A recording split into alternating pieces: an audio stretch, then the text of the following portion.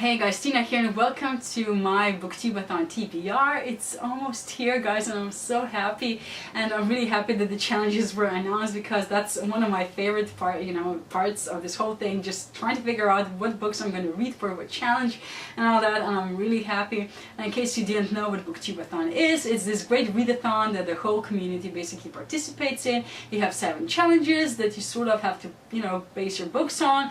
You don't have to, but it's fun. And it takes place from the 24th to the 30th of July.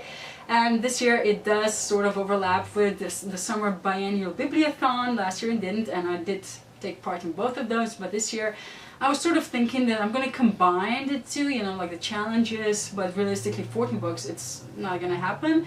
And it's not even 7, it's not realistic. But I did enjoy, or I thought that the challenges in BookTubeAthon were slightly better, and for me at least, and I just decided I'm gonna go with this one. So next year hopefully I will be able to participate in both. But anyways, for more information about BookTubeAthon, I will leave all the information down below so you can go check it out and learn more about it from somebody who's better informed and does the explaining better. Anyways, so yes, the challenges were announced and I was happy to do my TBR, and here it is. Challenge number 1 is to read a book with a person on the cover, and for this I chose Curses and Conspiracies, which is book 2 in Gail Carriger's Finishing School Quartet. I read the first book last year during one of these 2 readathons and I really loved it, but yeah, I didn't take the time to read the rest of the series, so here we are. And if you didn't know, this series is about Sophronia, and she's this tomboyish girl, and her mother is just fed up with all the problems that she causes, and she decides to send her to this finishing school in which she's supposed to learn how to be a lady. But while doing that, she also learns how to, poison people and murder them and spy on them and things like that.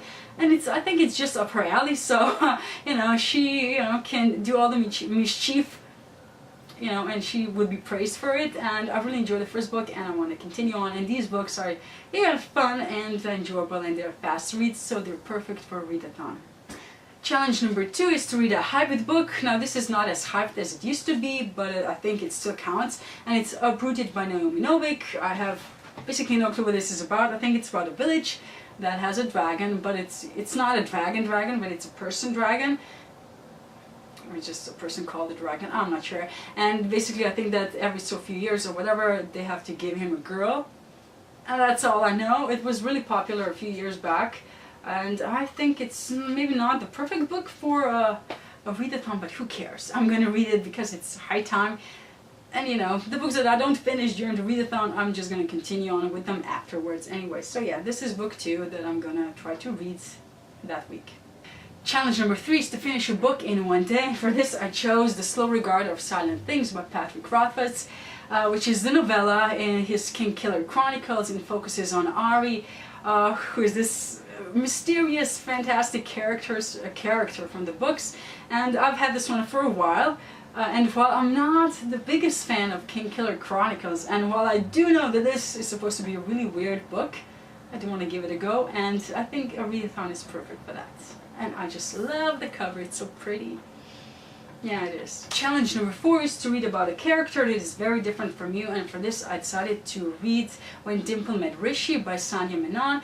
Now, this girl is of Indian descent. She's really great with computers, and she is supposed to get into this arranged marriage, so her cultural background is very different from mine. And I think she's different enough that she fits for this challenge. Besides, I really want to read this book, so I'll just have to deal with it.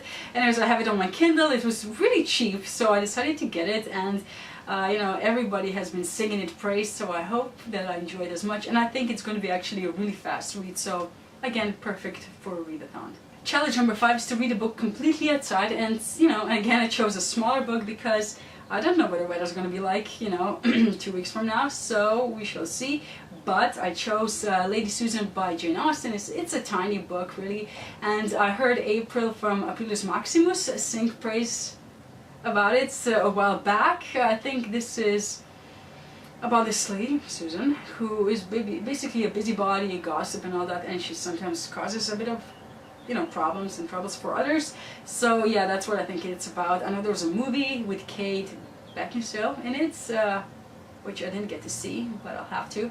But anyways, it's a short book. I've had it for a while and it's time that it gets read, and this is the perfect opportunity for me to do that. Challenge number 6 is to read a book that you bought because of the cover. Now, as you know, I do not usually do that. If I'm not interested in the book, it doesn't matter what kind of pretty cover it has, I'm not gonna get it. But this one sort of does fit, because I was, debating whether or not to get this book in the first place, but then I saw the cover, I said, you know what, I'm gonna get it and see how this duology ends.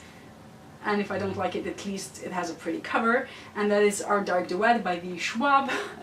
This is the conclusion to our Monsters of Verity duology, it's what it's called, and there's this city called Verity, and it's divided between humans and monsters. Now, the evil deeds that humans commit produce physical monsters, and there are 3 types of monsters, and they live in one part of the city, and the other part is sort of protected by this mob type of character. And Kate is his daughter, and she wants to follow in her father's footsteps. And then on the other side of the city we have August, who is a monster, but he wants to be human. So they meet, and the story takes off from there. And this actually is the second book, which I do not know what's going to happen. But yeah, I think I heard good things about it so far, so we shall see how I feel about it. But yeah, it has a very pretty cover, and as I mentioned before, I'm a sucker for white covers, and this one is just gorgeous. So yeah, so this is challenge number 6. And challenge number 7, of course, is to read 7 books, which, let's face it, I'm probably not gonna do. But if I do by some miracle get to this point, I just want to continue on with the finishing school. So this is Waistcoats and Weaponry, which is book 3 in Gail Carriger's quartet. But as I said, the story is still the same as at the first challenge. I do want to finish this quartet, and I hope that happens soon. And this might be the opportunity for me to get ahead a bit. So yeah. Anyways, those are all the books that I'm planning to read during BookTubeAthon. As I mentioned at the beginning, if I do not get to finish them, I will probably just continue on with them afterwards.